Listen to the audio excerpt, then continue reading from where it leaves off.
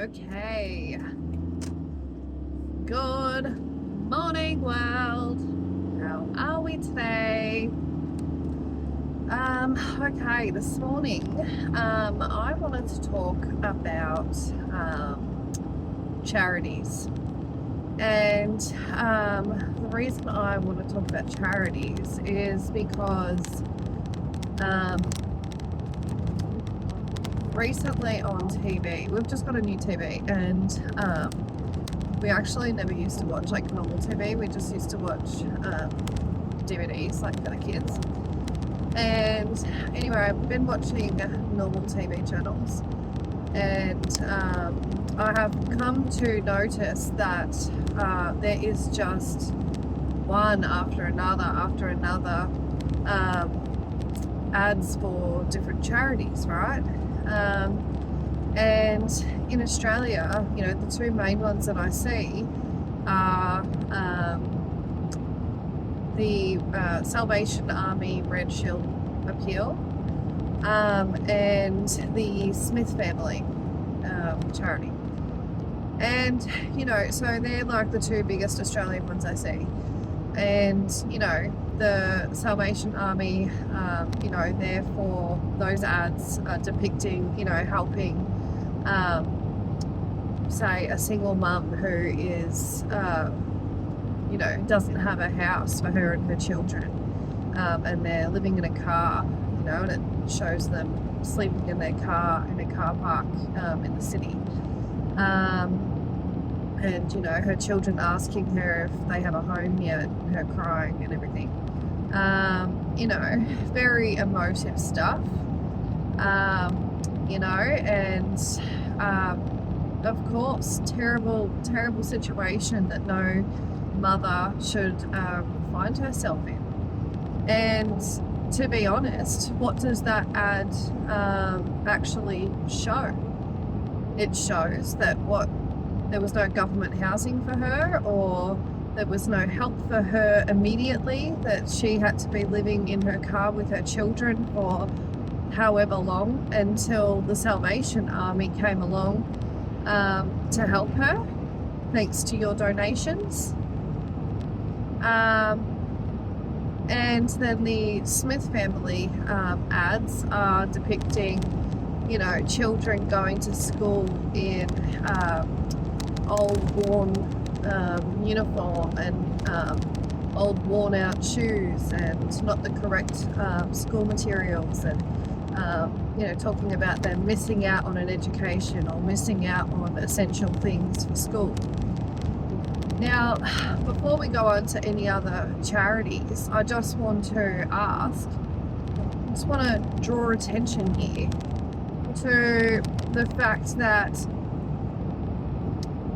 how can we have these social issues in Australia, in this country,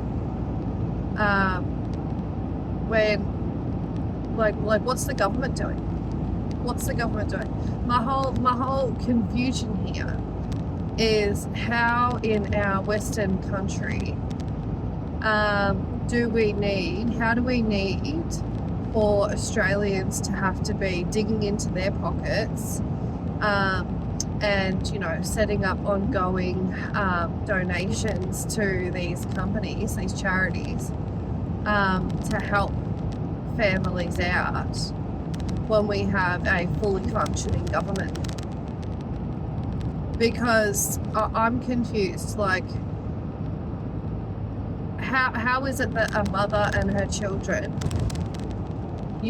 whatever the situation is, how is it that she was having to live in her car in this country? How is it that there are children going to school in not the correct uniform, or worn out shoes and worn out uniform and not the right school materials? How is that happening? Because I was under the impression, number one, that public school in Australia, it doesn't matter that they can send you an invoice, a school, every year, and say, oh, this is what we would like towards stationery, this is what we would like towards gardening and the IT department and whatnot. You don't actually have to pay $1 You don't actually have to pay $1. Okay, the Australian government says that your child has to be enrolled in school by the time they're 6 years old in this country. Okay, that's the law. That's the law. Well, you get in trouble with child protection and the education department. Now, if the government is imposing something on you like that, and they have the infrastructure there for state schools in every state, you don't have to pay anything to send your child there. You can actually also get free school uniform from any state school. It might be second hand, but it's still school uniform. They can even organise you with shoes and things. And if you're already on Centrelink payments and stuff, your Centrelink payments can be used for all sorts of things through the school, including camps, excursions, school supplies, whatever. So I'm confused now on how it is that there could be kids going to school with not the correct school uniform, not the correct school supplies. And I'm also confused how there could be Australians sleeping in their cars with their children, homeless. And you might be saying, well, Christy, how are you confused about that? Wake up and look at the world around you. I am fully awake, fully looking around, okay? But my problem is it just goes to show, like, the fact that these ads are just being pumped out on the TV, right? And this is just focusing on Australia right now. It just goes to show the lack of support from the government, or how hard it is to get support from the government, whether it's financial or housing. That these charities are even needed, that these charities are even required at all. Because if the government was doing their job and taking care of their population effectively, then we wouldn't have a space for these charities in our country, would we? We wouldn't need them.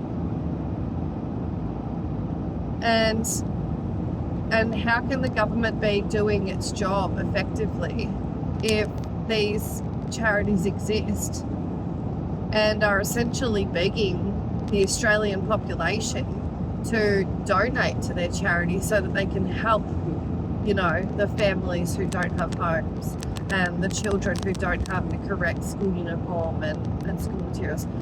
How can the government be doing its job effectively if these charities are required?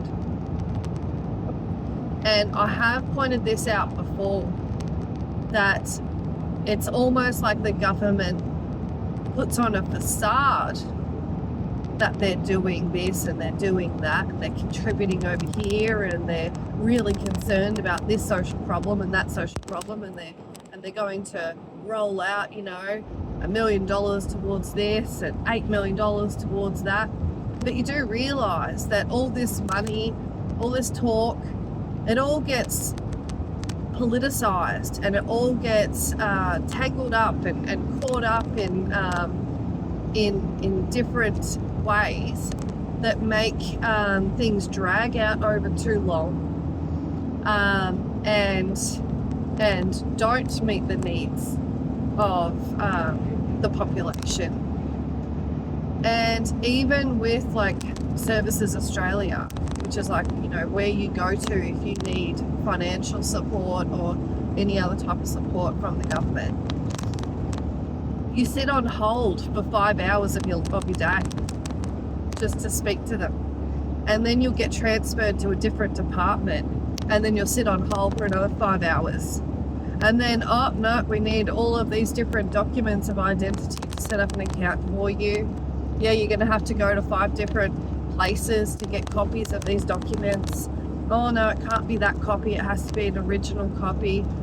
Oh no, you have to go to the library and print out this form and fill it all in and scan it and send it back. It has to be printed in color, this 40-page document. It's going to cost you about, $80 just to print out and scan and send back to us.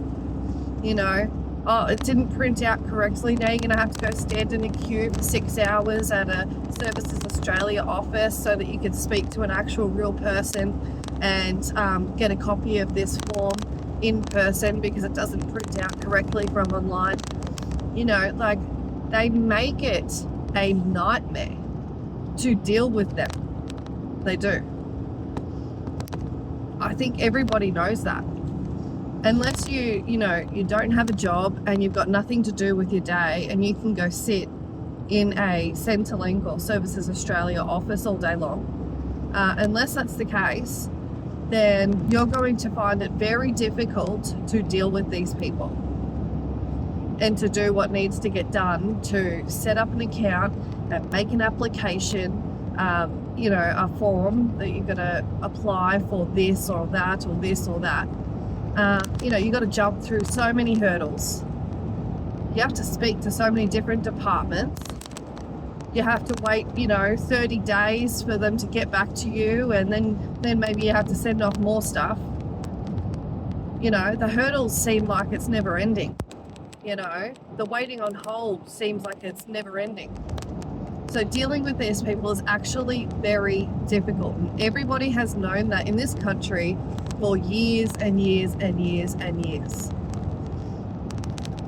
There's so much aggression in these places. If you've ever had to go to one of those offices in person, you'll see arguments, you will see violence, because people just are at breaking point already emotionally in their life, whatever is going wrong in their life. And then you have to stand in a queue for 6 hours of your life, and Services Australia is asking you to do what seems like just too much. It seems like it's too difficult, it's too stressful, when you're going to them for help. Everybody knows that it's a nightmare dealing with them. All through COVID, it was a nightmare for people to deal with them, to get, there was a payment that they were spruiking that they were going to give people because they were telling people, you can't even go to work, you can't even work unless we say so, unless you're an essential worker. And we'll tell you when you can work. Depends on what industry, it depends on where, etc., etc. We'll tell you if you can go back to work and keep earning money, or you can just sit at home and bust through your savings that you've worked so hard to save up. Because Services Australia made it very hard for people to get any kind of income support during all of that. So there's my hot take on why we have charities in Australia like the Salvation Army and the Smith family asking the Australian population for help, to donate money to help people, because the actual Australian government doesn't do enough. They are not effective. They don't genuinely care. They don't genuinely empathise with the population and their troubles. Okay? They live in a whole different universe. You've got Chris Bowen, the energy minister, just came out, I heard a couple of days ago. He's got was it 1 million or 2 million? I think it was around 1 million bill for his travel expenses, his personal travel expenses for the last year or two. $1 million.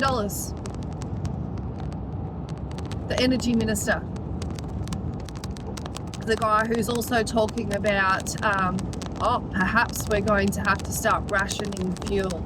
Perhaps you're going to have to leave your car at home and take public transport. Oh, perhaps we're going to have to put a cap on how much petrol you can be buying per day. That guy. There's no cap on him, is there?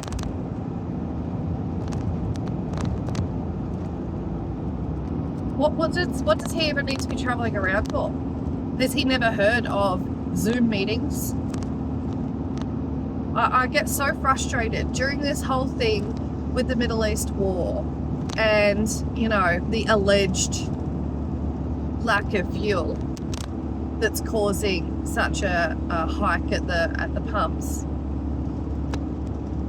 I get so frustrated when, you know, it comes to light that you've got presidents and prime ministers and other ministers just jet planing around everywhere, taking their private cars around everywhere. You work for us. You work for us. We're actually supposed to be above you. And yet you're taking so much of our blood, sweat and tears as your income per year. You know just where to invest your money, don't you, before there's any kind of changes to the budget. So you walk away with really good investments in property or in trust funds where you're earning $50 million.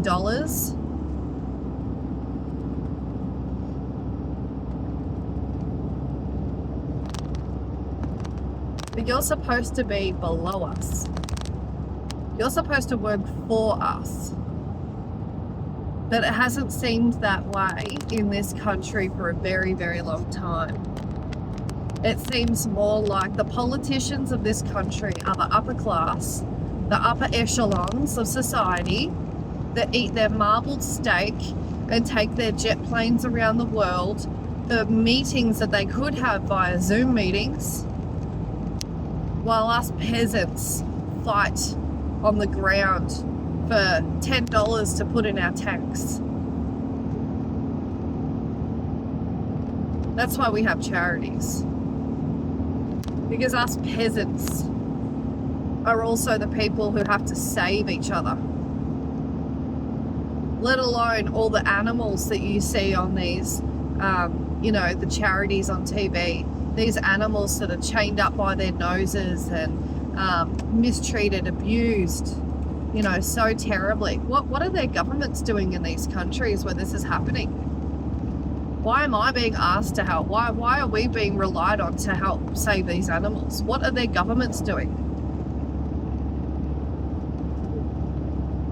What is the World Health Organization or the UN, you know, or whoever's in charge of, you know, the good treatment of humans in this world? What are they doing about the children who are starving to death in Gaza? Why am I being asked to help donate money to supply baby formula for these poor children who are dying? Why am I being asked to help save people in various different countries who are starving to death?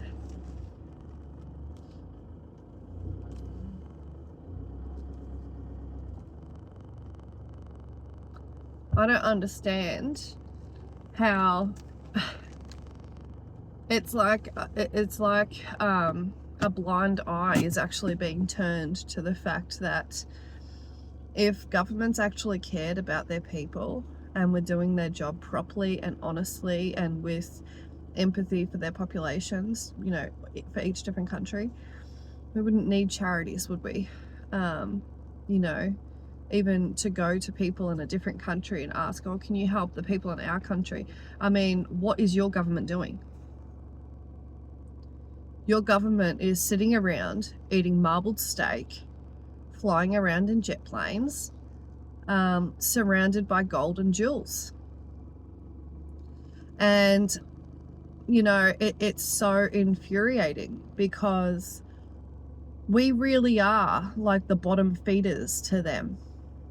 And it's so hard, isn't it, to like remain positive in a world that you're so aware of the corruption and you're so aware of the mistreatment of governments around the world towards their people, while they live a life of luxury.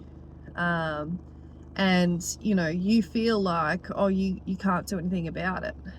But I bet there are ways. I bet there are ways that the populations of each different country can be very what's the word, influential that can bring change, because there are a number of ways that people can peacefully protest.